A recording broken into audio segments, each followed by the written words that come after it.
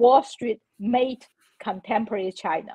Without Wall Street, China would not be the China today. If you look at investment banking, the banking system in China, it's 100% government. Tsinghua University, Xi Jinping claimed he graduated from Tsinghua University, right? But Tsinghua was China's MIT. I just don't see anyone in the current administration who can play that leadership role. I guess the only one, who in the current stage who could play that role is Donald Trump. Namaskar. Have you wondered why, when China, for all practical purposes, annexed Hong Kong, the United States did not use a very powerful tool that it had, which was of delinking the Hong Kong dollar with the US dollar? It did not do that. In fact, I have hinted this a few times, nothing has happened. Perhaps today's conversation will help you understand why this is something that perhaps the US government will never take. Give us a little bit of an insight into how tightly Wall Street is bound with China, especially the CCP party. Let's welcome the guest of the day, Sasha Gong. Sasha, namaskar and welcome to PGurus channel. Hi, thank you so much. So happy to see everybody again. And Sasha, the last time we had left it very intriguingly, we had talked about Silicon Valley's links with China. And today we have another important, perhaps what you call as a pillar of the United States, which is Wall Street. Mm-hmm. And nothing happens in business in the US without the Wall Street knowing about it or blessing it. So you can kind of give us when this tight bondage started between Wall Street and the CCP politicians, and why this is sort of like one of those major stumbling blocks in terms of implementing policy for the United States presidency. Yeah, but first I have to say, this is such an important subject, and it's perhaps more important than Silicon Valley, because as people sometimes said, Wall Street made contemporary China. Without Wall Street, China would not be the China today. So, and there's something, I have to say it before saying everything else, why Wall Street or the finance industry will rely on China a great deal more, and especially rely on the Chinese government a great deal more than other industry. If you look at Silicon Valley, if you look, politicians just, piggy bank alone, they are kind of a parasite. And Silicon Valley has their own product. Wall Street rely totally on the mercy of the government. They depend on it. Why? First, in China, if you look after China's economic reform, you have private industry, especially in export areas, export business, cell phone, or daily product, whatever we see, all the products daily. But that the government lose its monopoly. Finance is a different thing. Government tightly control finance. It's a government monopoly. First, we look at Bank of China. And let's go to the second slide. First slide is the title. The second slide, investment banking in China.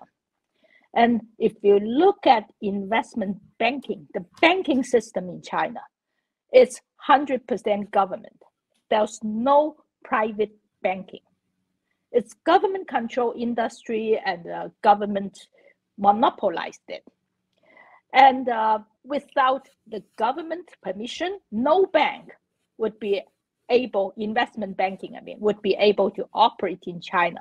So unlike other industry, when you look at, other kinds of commerce, they would go to China and they say, okay, let's talk to a few businessmen. Let's talk to the import, export, and go through Hong Kong, whatever, and go through Taiwan or South Korea or Japanese sometimes.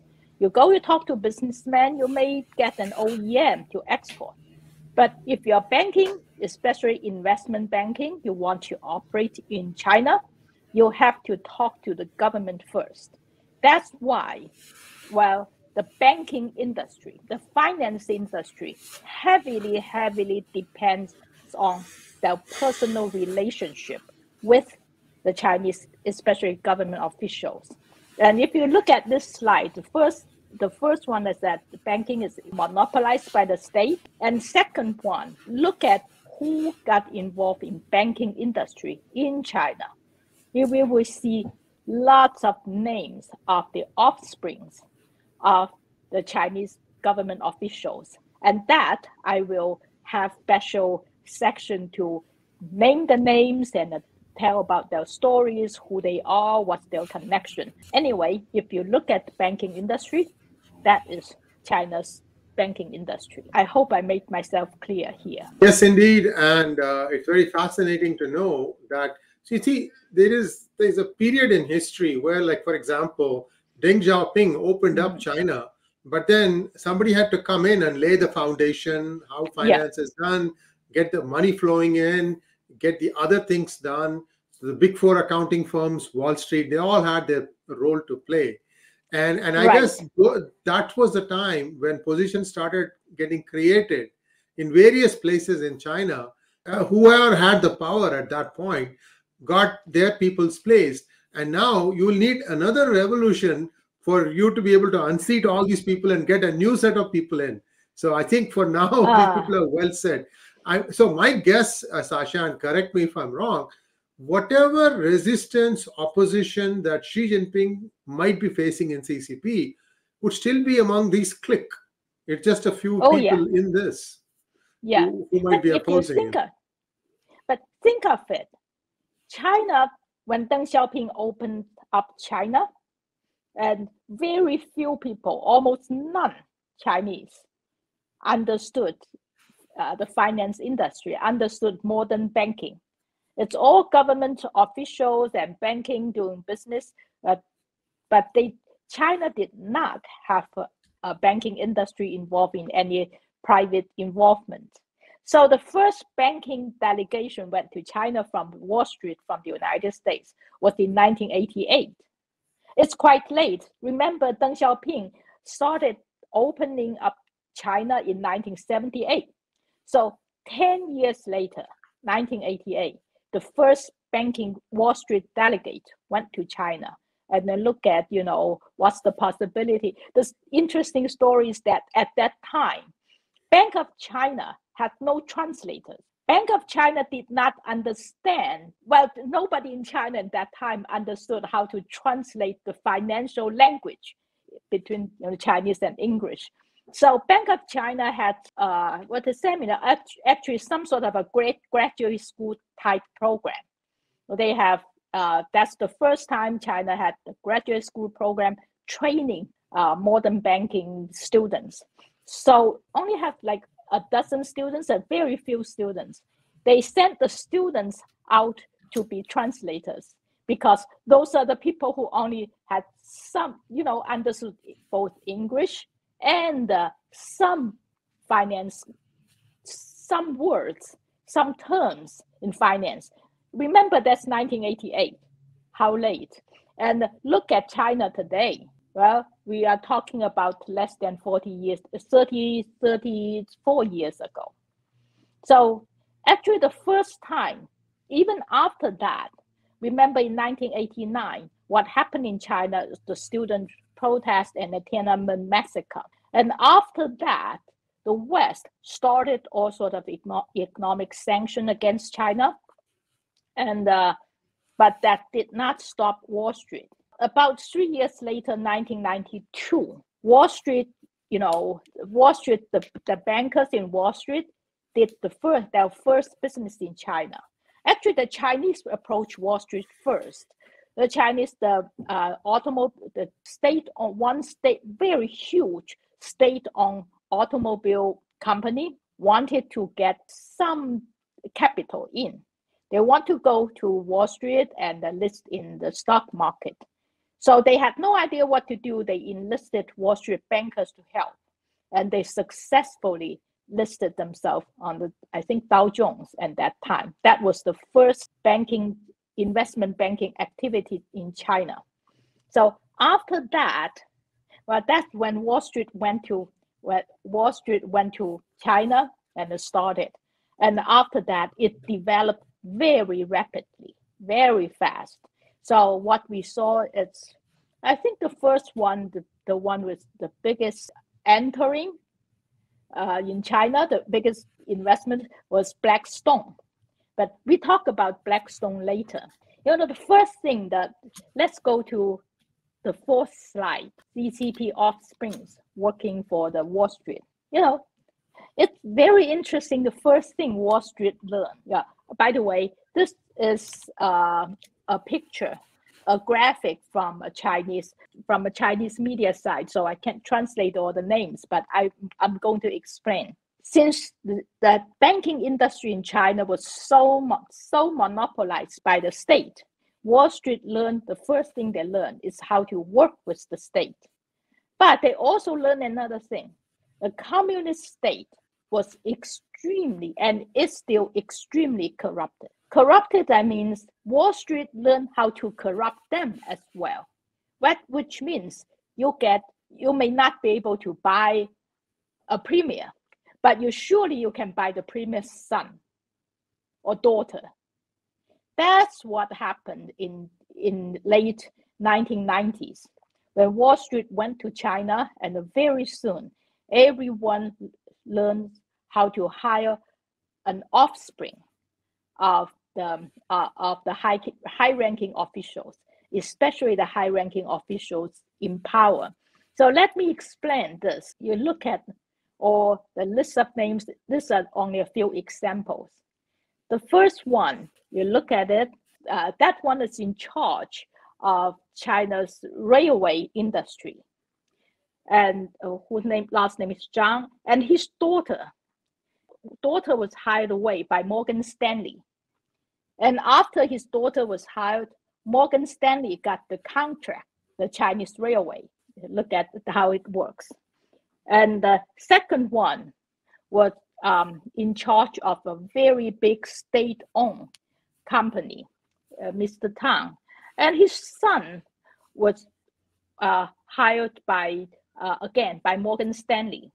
Morgan Stanley got that contract as well. If you look at this two hiring caused the Justice Department, U.S. Justice Department, to investigate Morgan Stanley, and gave Morgan Stanley a very big fine. I forgot how much they fined. It's some millions, but compared to what they earn in China, it was nothing. And you look at the third picture, that was China's, of course, the CCP chairman, Jiang Zemin, and who was CCP chairman after the Tiananmen, and was CCP chairman for 8 years. Mayor of Shanghai. He was mayor of Shanghai. We talk about his relationship with Dianne Feinstein. I'm just trying to jog people's memory. Go ahead. Right. His entire family would actually control a large portion, a monopolized portion of China's telecom, different telecom firms. And his grandson was hired by Goldman Sachs. And remember, these people, son and daughter and grandson, are very young. In the 1980s, government sent them out to study in the States. I came to the United States in 1987. So I actually witnessed a lot of people, in offsprings, in Harvard Business School and Yale Business School, and in different schools. Business in that time, in the 1980s, in my case, I came to the States with a fellowship from Harvard because I studied sociology. Business school would not give such fellowship to a foreigner. So these people had the money and study here, and very soon as they graduate, sometimes even before they graduate, they were hired away by big investment firms. And what do they know about investment in China? The only thing they knew was their father's relationship, their parents or grandfather, their family relationship. So, and the corruption is so apparent. It's so not in the dark, it's in the open. And so if you go to say apply for a job in Goldman Sachs, you say, okay, my father is so and so. Well, that really boosts your chance of getting in. So I have one question before we continue down that line. Mm-hmm. You said that you were a student when they were also studying. Were they studying Mm-hmm. the life of a really rich person? Like, for instance, my daughter went to a school in California, and many Mm-hmm. kids of oil sheikhs from the Middle East, they sent their children, Mm-hmm. and the children would come with Ferraris. Now, Mm-hmm. driving a Ferrari around a campus is okay. It's just that they would double park. In other words, they didn't want anyone to ding them. So they'll park in the middle of two spots. Ah, I see. You see, in the 1980s, not yet. Because in the 1980s, they did not have that much money, or they dare not to show off their money. But if you talk about in the past 15 years, yes, they came with their Ferraris. And I don't pay attention to all these expensive cars, but all these people came with expensive cars. And in one demonstration in Toronto, all this supporting Chinese government students demonstration, they all came out with their Ferraris and parade their Ferraris in Toronto. Think of it. Yeah, they do. And well, I would say the very irony was in the 1980s, and I actually personally know some of them. They actually live like other students, and they're very eager to, well, have American friends, talk to Americans, and learn from America. But after China got rich, if you look at the students now, the rich kids, they all live among, they live with each other in themselves, and they drive expensive cars, and they live a very rich life. And a few years later, I just realized they learn very little about America. But that's one generation away. Right. Mm-hmm. So after Jiang Zemin, we have what, Hu Jintao? No, that's Wen Jiabao, Chinese premier. Oh, Wen Jiabao. Okay, sorry. Yeah. Chinese premier Wen Jiabao, and his son Wen Yunsong, we see there, and he was hired away by I think Swiss Credit, also a big banking industry, and later, I think a year later, he also went to Goldman Sachs first. Well, within a year, he was hired with a very, I think like a $10 million salary or something, hired away. The next one we see, it's the guy named, last name 𝙒𝙗𝙒𝙗𝙒𝙗𝙒𝙗. He's the chairman of Chinese People's Congress, like a speaker, a chairman. And his son-in-law was hired away by Merrill Lynch. And these people, well, actually, let's go to the last one. The last one is also Chinese Premier Zhu Rongji.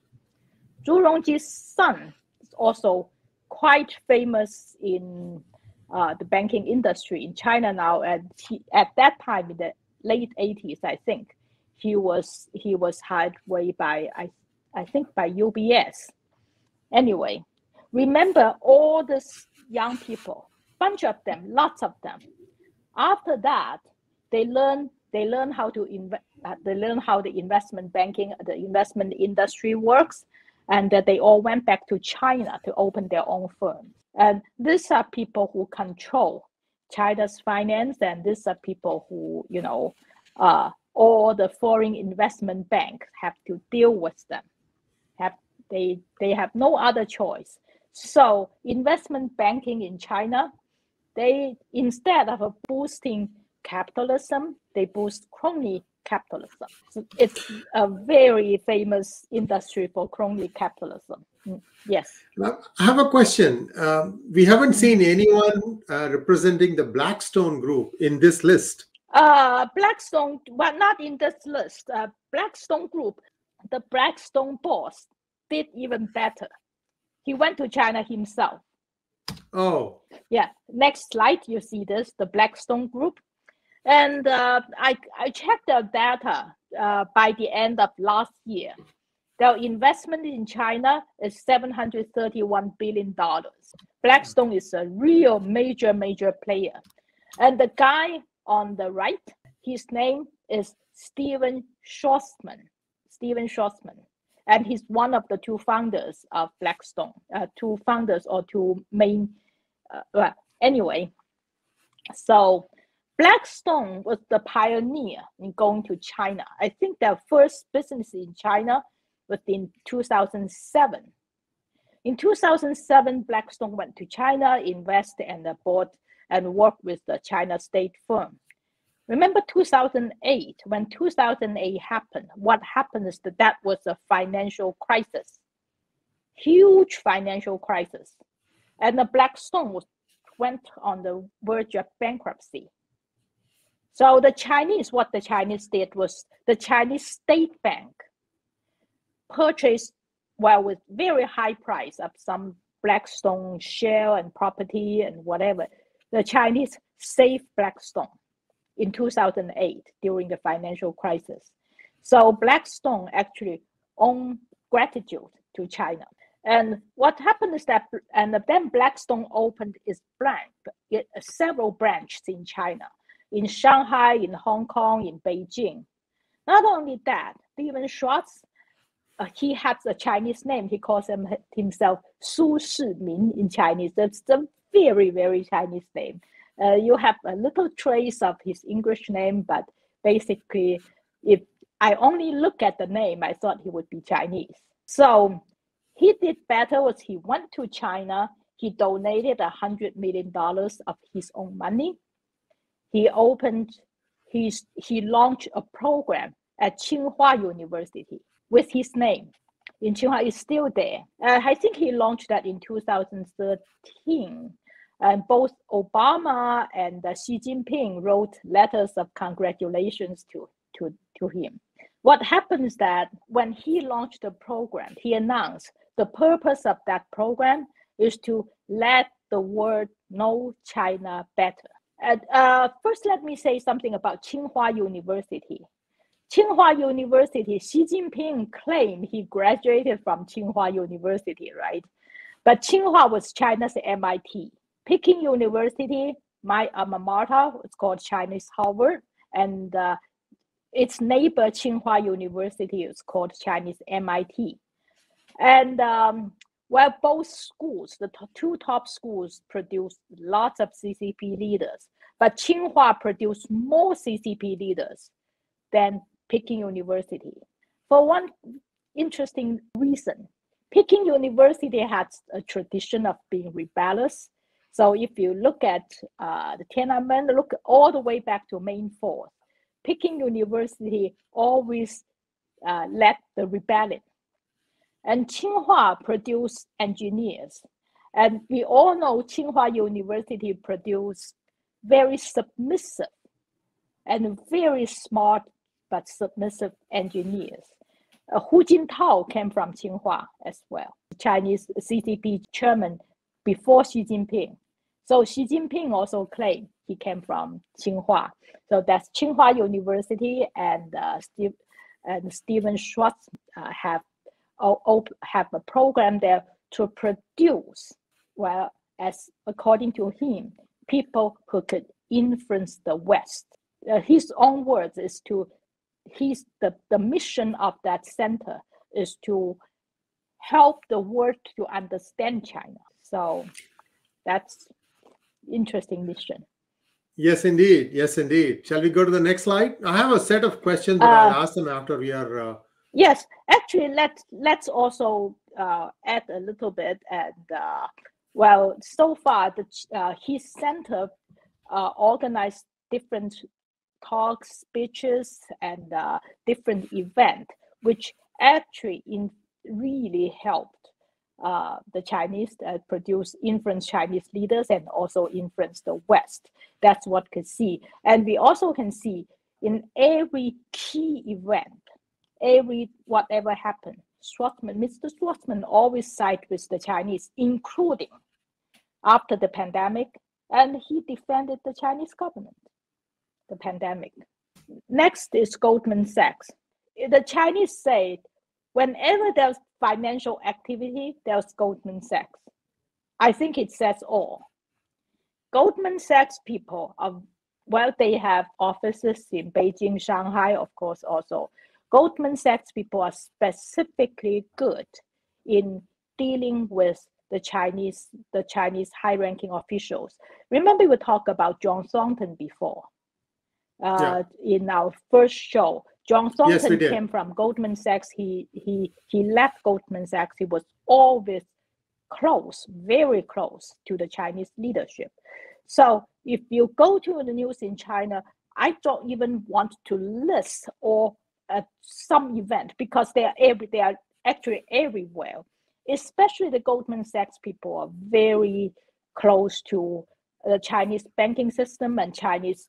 Well, if you talk to any people who work a high-ranking minister or whatever that level, you will know. They know some people from Goldman Sachs, and they were invited to Goldman Sachs events. They, something like that. It's always like that. So that's why the Chinese say, whenever there's financial activities, you see Goldman Sachs. They also perform alike in the United States of America.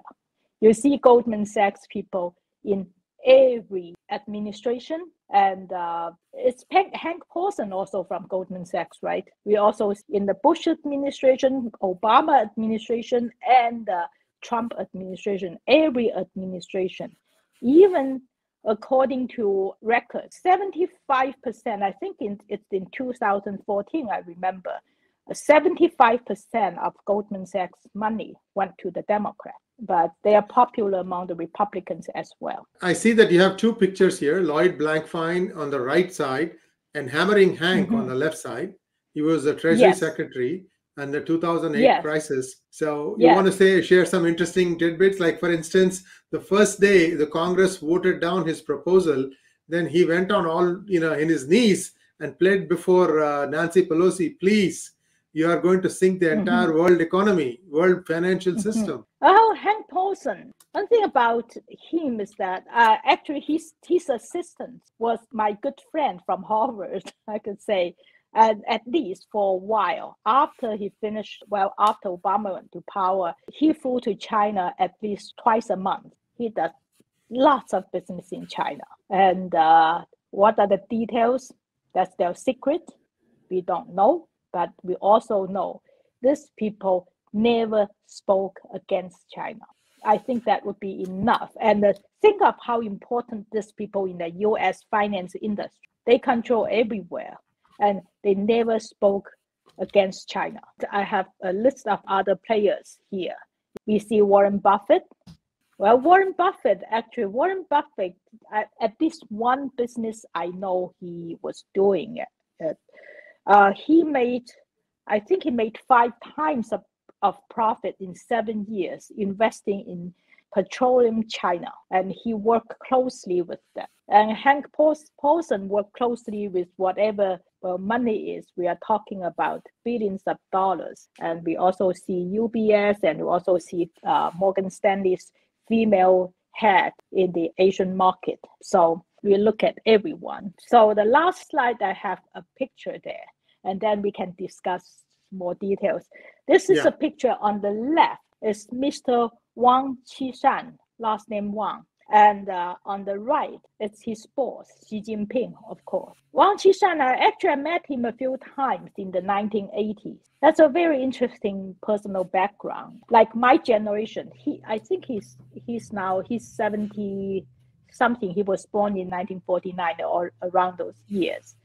And he did not come from a very prominent family in China. In the 1960s and 70s, he was sent down to work in a farm, like Xi Jinping was also that. And later he was assigned a job in the Shanxi Museum. I happen to know his boss. His boss was the mother of a friend of mine. Anyway, I also know his roommate who once worked with me. I met him a few times. That's how close, Beijing, people in Beijing. And anyway, so, but this guy it's one of the smartest guy in China, super smart. Very, very smart. What happened in that time? Well, I'm not talking about rumors. I'm talking about things I know. Once the Chinese Vice Premier 𝙒𝙖𝙑 in 1975 went to his museum, and he was assigned to, show the Vice Premier. And then he learned the Vice Premier has a daughter who's not that far away, and he found a way to meet his daughter. He dumped his own girlfriend and married that girl. His wife is actually living in California. They live separately. Is this the one that you said who he married? Vice Premier's daughter? Yes. Actually, his wife attained with American citizenship. And I'm not sure later they never divorced, but they're still a couple. I have a question, Sasha. Isn't Wang Qishan considered number 2 now under Xi Jinping? Well, he was number 2, but he doesn't have children. So I think his ambition seems waned out in all these years. I think he's close to the end of his time, and his wife is not there. So he was number 2, was very ambitious. He was also the anti-corruption czar, which means for years, if whoever he did not like, he could have you arrested. He did arrest a lot of people, put a lot of officials in jail, and he was very feared. But more than that, in the 1980s, he was one of the reformers helping to open up China, and not that high ranking, but he got some fame. And what happened is, at that time, when China first opened up, the officials did not understand how important of setting up the connection is. But he was a smart guy. He understood how important. And also people around him. I know many people who worked with him, who are still working with him. And those are China's smartest people, among the smartest people. They understood how important. And they understood how important to combine their power with foreign influence, and how important to earn money. They soon learn how important to grasp the financial industry and work with Wall Street. So Wang was once, I think some Wall Street guy made a speech in Davos that he's the smartest people in China and praised him greatly. Something like that. But currently, he's still very influential, but not as influential as 10 years ago. Question for you. I have 3 or 4 questions. I'm going to try and remember each and every one of them. The first one is to do with Wang Qishan. According to Miles Kwok, by the way, viewers, MILESKWOK. That's his Western name. He has a different Chinese name. But he's holed up in an apartment in Wall Street. I know him. I know him very well. So according to Miles Kwok, a few years ago, a Chinese actress, Fan, F-A-N, like the way you fan, she went missing. And Miles Kwok had some really interesting revelations about her and this person. How true are these in your opinion? Yeah. I would say his Miles Kwok's information is not reliable, for sure. And because I'm the one who made him famous, Miles Kwok. I was the one who interviewed him in Voice of America. So you're talking to the right person. I've been following the news for a few years. But his information is very unreliable. All right. So that's why I didn't say anything beyond what I wanted to make sure you go to the fountain of information. You're the fount. The next question is, I'm hearing that Lecky Kang is retiring. The premier now, the current premier. Oh, Li Keqiang. Yes. I actually asked the person. Yes, Li Keqiang. And Li Keqiang, yes, he's retiring. He made the announcement.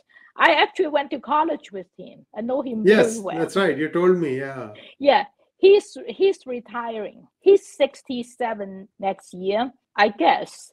Well, he's the premier, and he actually did not have that much power. In a way, Xi Jinping was very strong, or, well, let me put this way, my guess from what I know, he and Xi Jinping did not get along that well, but he would not say much. So I've always had this curiosity, Sasha. Now, you had Deng Xiaoping, and then he went on, and then you had Jiang Zemin. I might not be pronouncing, I'm just saying. And then from there, you got into Hu Jintao. And Hu Jintao was supposed to have picked Li Keqiang. Yet, instead of that, he went Xi Jinping. Can you shed some light on what happened there? Why? Because this guy is not deep state. He's not a friend of Jiang Zemin, or so I'm told.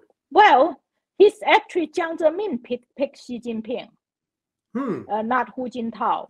And Hu Jintao, you're supposed to pick the guy before you pick your next guy. That's sort of it's unspoken, unwritten rule. So Jiang Zemin picked Xi Jinping, and at that time, first Xi Jinping's father. I also know his father. His father exonerated me. Xi Jinping's father was jailed by Chairman Mao for 16 years. Yes. He was a dissenter, right? Yeah. Yes, and also he had the reputation of being a very open-minded guy. And I would testify for that because I met him a few times and he was really, really open-minded. And I personally am very grateful to him. So at that time, everybody thought Xi Jinping would follow his father's footsteps, would keep China's doors open, would, keep reform and doing whatever. But few people expected that Xi Jinping would be the Xi Jinping now, would turn himself into a dictator and turn himself into a close-minded person. Let me put this way. So this is the most important question for the day, in my opinion, because this is happening even as we speak. There was a long conversation, an hour and a half or hour, 10 minutes between President Biden and Xi Jinping today. And I think US has kind of, drawn in Hindu culture, there is a thing called Lakshman Rekha. What it means is, this is the line, this is the boundary. If you cross this, you're in trouble. So what do you think China is going to do? They have been trying to keep both sides happy. First, the Xinhua News Agency in China is sent, I watched a little bit of the 2:00 White House briefing. And so far, I haven't read everything, but so far what I saw is the Chinese have a different version about the conversation. They stress a different part of talk than the US part. So I can't make any conclusion yet. I may be able to make it tomorrow or later tonight, but I haven't seen everything. And what I actually worried about for this, the Russia for the war, or Ukraine war, the Biden administration is very ineffective. You see, to be a responsible superpower, the only superpower in the world, the first thing the administration need to do, if I were in charge, I would say first, stop. Just imagine what Reagan would, even what Jimmy Carter would do, what even Clinton, whatever. As the leader of superpower, the first thing you would say, stop it. Don't do it. And you guys, stop fighting and let's go to, say, Geneva. Talk it over and see your condition, and, stop bleeding. Stop letting people die. I'm the leader. I'm in charge. You do this. Talk. Instead, the Biden administration fanned the flame. I did not understand the Biden administration did not send. I guess they don't have anyone who knows how to negotiate. They sent Kamala Harris, which is a joke, and Tony Blinken went to Moldova, which is in crisis itself with Romania. I just don't see anyone in the current administration who can play that leadership role. I guess the only one, who in the current stage who could play that role is Donald Trump, who wrote the book Art of a Deal. He knows how to make a deal. And others, they just fan the flame and they just give more aid, more weapons. And what do you want? More people to die? I do have a big problem with that. And for China-wise, I'm very afraid this crisis will give China an opportunity to play a bigger role. If you look at it, when the Israelis and the Turkish, they all want to intervene and be that leader to, at least for the ceasefire. Nobody succeeded because America is not doing that. And stupidly, they asked China to do it. China is helping Russia. So I don't know what's the result of today's talk, but it surely gives China an opportunity to play a leadership role. I just pray, I have to say, I just pray that Xi Jinping is not smart enough to take it. All right. Thank you so much. And viewers, please send in your comments, and we're going to take a look at some other very interesting entities. Hopefully the next one is going to be Hollywood. That should get all your juices flowing. This is a very, very big relationship. And Sasha has done a tremendous amount of effort in researching this stuff. Thank you so much, Sasha. And again, Red-Handed was just sort of like the outlines. And we are getting into the meat and bones here. We're really getting into the thick of things. And as always, a pleasure having you on our platform, Sasha. And viewers, we'll be back with more such conversations. Thanks. Please like, share, and subscribe to our channel. And don't forget to click on the bell button for notifications. Namaskar. Thank you.